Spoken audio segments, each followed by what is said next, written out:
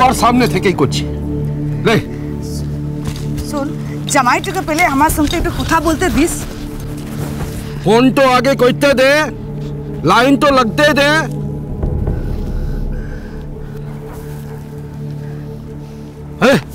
আরে লাইন তো লেগে গেছে, রিং তো বাজছে। আমাকে দেখে নে। আরে আগুতে লাগতে দে না।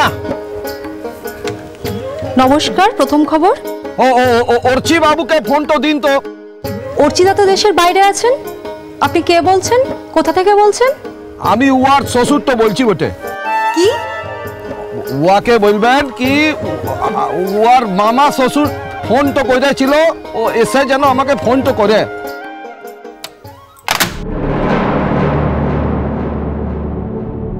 জামাই লাই?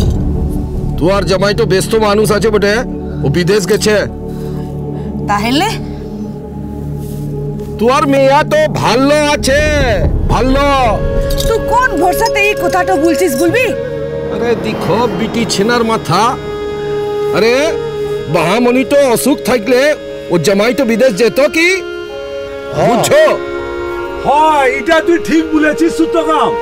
এটা আমার ভালো আছে। ভালো আছে, ভালো। বাহামণি তো ভালো আছে। এ তোরা দাঁড়াইলি কেনে? জলদি জলদি কাম শেষ কর, চল কেনে চল। तू ठीक ভালো তো আনছিস বটে তো বাহামণি? তোর লিগে যে আমার খুব চিন্তা হয় রে। আমি তো জানি তোর বিহারটা সুখের হয় লাই।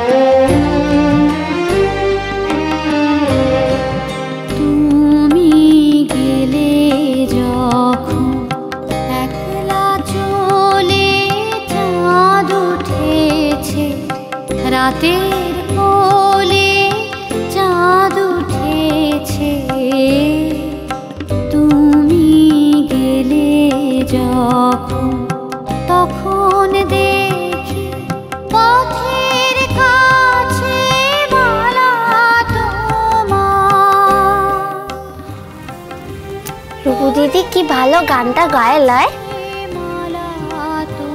ওর গানটা শুনলেই না চুপটাতে কি মন জলটা চলে আনছে বটে।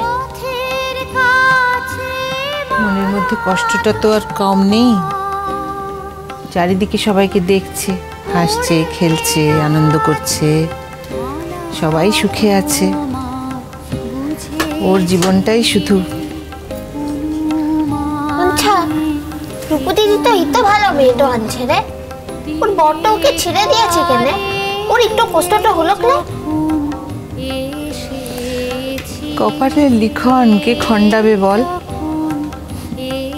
ওর কপালে সুখ লেখা নেই তো করবেটা কি, যতই না সবাই চেষ্টা করুক। সিন্ধু পারে চাঁদ ওঠেনি, যখন এসেছিলে, যখন এসেছিলে।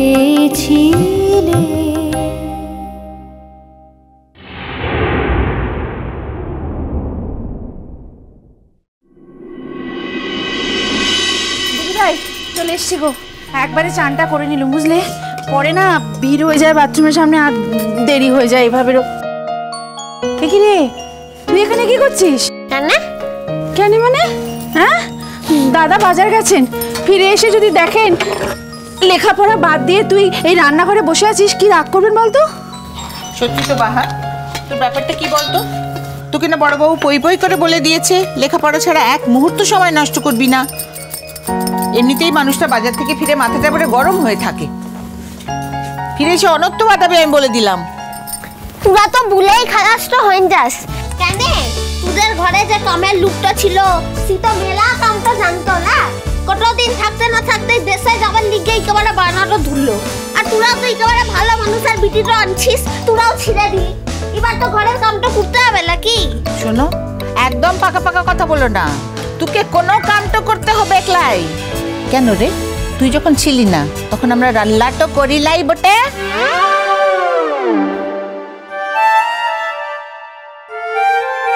তোরা আমাকে যে কথাটা বলছিস সেটা ঠিক হলেও আমার তো বিবেকটা আনছে নাকি? ঠিকই তো, ও আর তো বিবেকটা আনছে নাকি? ভাঙাইছিস আমাকে। ও মা, ভেঙালাম কই? আরে তোর কথা শুনতে শুনতে আজকাল আমরাও মাঝে মাঝে তোর মতো কথা বলি। হি তো সব সময় একেবারে কুচি ছেলেটার মতো কুচে লিগে। নীলু দিদির সাথে তো ঘরে সকালে লুক পেলে বাজারটা করতে গেল, তোরাই তো বললি কালকে মোদের জামাইটা চলে যাবে, তার লিগে ওকে ভালো রান্নাটা করে খাওয়াতে হবে, তো রান্নাটা করবি কি? হ্যাঁ বলেছি, কিন্তু রান্নাটা করবো কি দিয়ে? আরে বড়বাবু বাজার থেকে বাজারটা নিয়ে ফিরলে তবে তো রান্নাটা হবে। তাই তো ঘরে তো আমাকে বুঝতে পারছিস, মশলাগুলো তো বেটে দিতে পারতো। হ্যাঁ কই গেল? রাখ রাখ রাখ, কোনো মশলা বাটতে হবে না, সব আমরা মিক্সিতে করে নেবো। রাখ, তেলটে দে, তেলটে দে, তেল দে। শোন, তুই এক কাজ করবি, দাদা বাজার থেকে ফিরলে গরম মশলাটা নিয়ে শুধু বেটে দিবি, দিয়েই পড়তে বসবি, ঠিক আছে? হ্যাঁ, মনে থাকবে? যা। কে আছো? দরজাটা খোলো। আরে দুটো ভারী ব্যাগ নিয়ে দাঁড়িয়ে আছি দুয়ারে করে।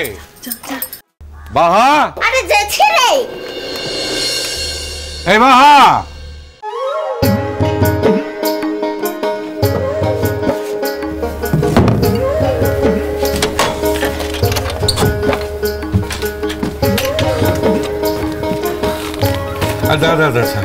না না একটাই নে, পারবি না, খুব ভারী। তো থাম কিনে পারবো না, দিদি সব সময় শাসন করছে দেখো।